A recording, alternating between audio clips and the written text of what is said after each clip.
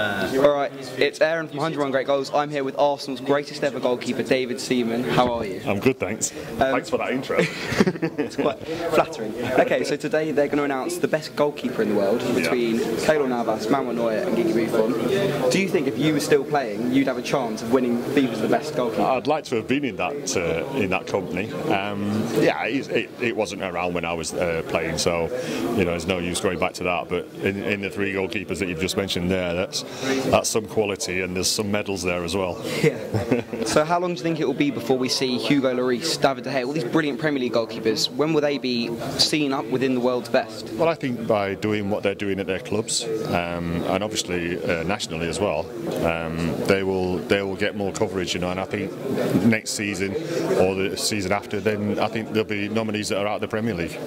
So you were an English goalkeeper, and English goalkeepers, it can be a tricky job. So we've got the World Cup coming up next summer. Big cries, all kinds of panic. Who would you start in goal in the rush? Joe Hart, no problem. Not even a question about it. Not a question, because it's you're coming up to a stage when you play for England, it's big pressure. When you play for England in the World Cup, it's massive pressure. Yeah. And it's not easy to deal with. And I've seen other goalkeepers, like you look at Scott Carson when he played for England in the qualifier. It was his first game for England, and he made a mistake, and it killed him. He really struggled with it, and he struggled afterwards as well.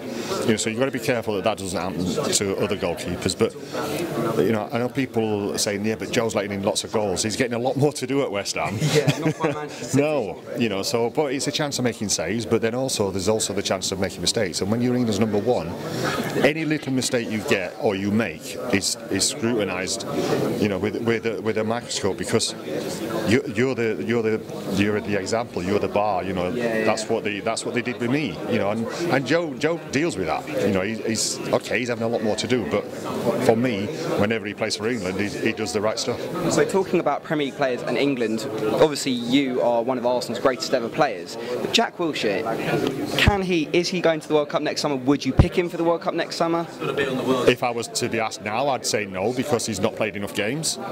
But he played the other day and came on against Everton and looks really good. I love Jack. Jack's a quality player, and I was glad that he didn't go anywhere else in the summer, because for me, Arsenal need a player like that. He's got a little bit of magic that he can find passes that other players can't. He can put a little through ball in there. It reminds me of Gaza. Gaza would play a ball and you'd think, how did he see that? Because he weren't even looking that way. And Jack's got that quality as well. Yeah, it's very true. Thank you very much for your time. Brilliant.